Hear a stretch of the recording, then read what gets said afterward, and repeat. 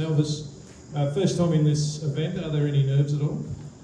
Yeah, I think there'll be a little bit of nerves, a little bit exciting nerves on the first tee. I've played Royal Queensland quite a lot, so I'm quite familiar with the place, and yeah, looking forward to getting the week underway with plates on the back. Any success at Royal Queensland in the past? You would have played a lot of amateur golf here. Yeah, I think going back to 2020, I played the Australian amateur here. I think I made the quarters and unfortunately went on to lose to Jed, who eventually won it, so it's a little bit nicer to say that when you lose to the winner. But no, I love the course, and yeah, I can't wait for the week to start. Questions? Please use the mic. Elvis, you mentioned clays. Having the course designer on your bag at this tournament, what does that do for you in terms of knowledge of working your way around the place? Yeah, it means everything. To be able to have a little bit of an inside scoop with the course designer to be on your bag.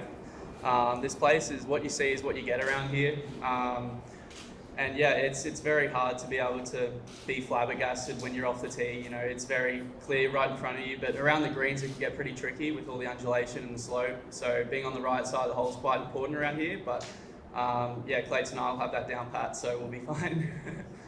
And it's a really strategic sort of a golf course, and you come off playing your last event in Melbourne on a lot of strategic courses as well. Does that sort of give you a lot of confidence going into the week?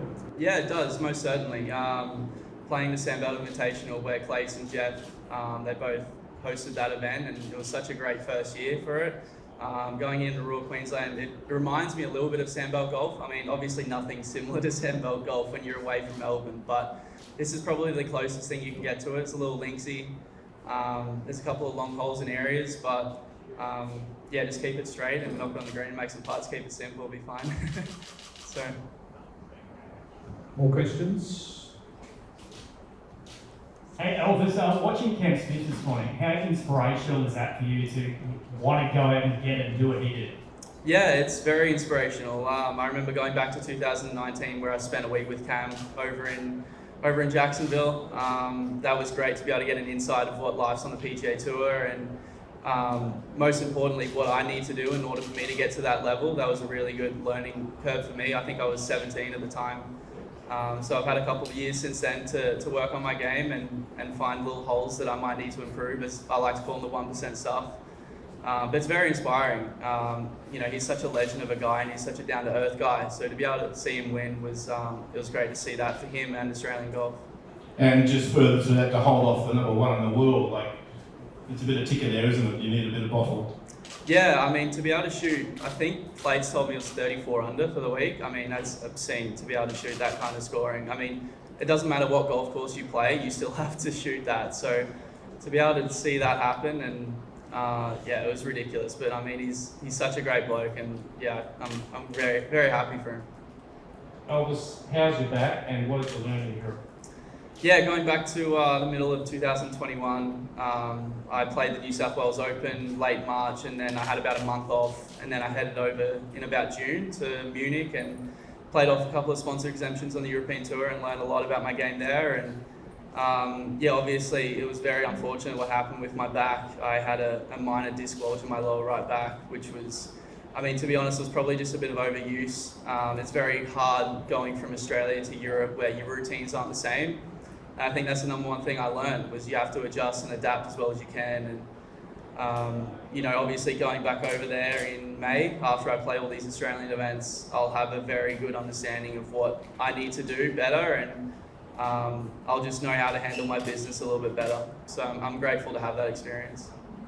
Have you done anything to try and recapture that form you had last summer where you really burst onto the scene? Was there anything that was working there that maybe didn't work in Europe, or have you gone back to anything like that? You know, it's just keeping it simple. I mean, not getting in your own way.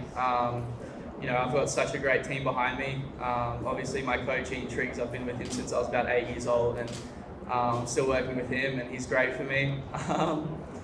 And then, yeah, I mean, it's just keeping it simple, just staying out of my own way. I know what works well for me, I know what doesn't. Obviously, I'm focusing more on what does work well for me, but when things don't go well, I learn from them pretty quickly, and I know how to not make that happen again. So, yeah. So, mate, you just mentioned before about going back to Europe in May. What's your sort of, I guess, like, you know, like outlook or target for the year in general, mate?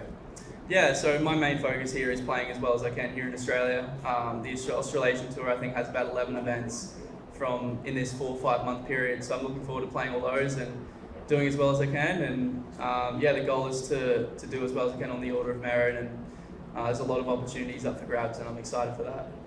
And mate, this course could be the Olympic Games course in 2032. I guess you'd like to be there. Yeah, for sure. It'd be a nice lead up for that this week. So hopefully I can, 2032 is a little bit of a time away. So I'm sure I'll play it a couple of times until then. But I'm looking forward to just playing here as much as I can. And when the games do play in 2032, I'll be ready for that. Elvis, I just wanted to ask you one last one about staying and living with Cameron Smith for a little while. I remember Cameron told me that Louis Dobbelard didn't eat his vegetables very well. And did he take you out fishing? What was he like to live with? Yeah, well, I mean, going back to 2019, it was Hurricane Dorian in September.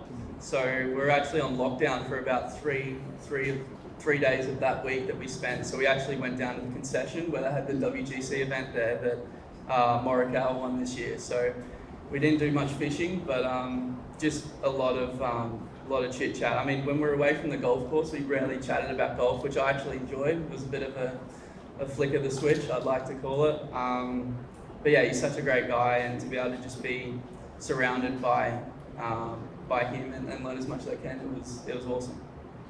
And Elvis takes $1 for every time a reporter at a press conference asks him about his Christian name, so he's missed out today. Yeah, very lucky. I made that mistake in an interview.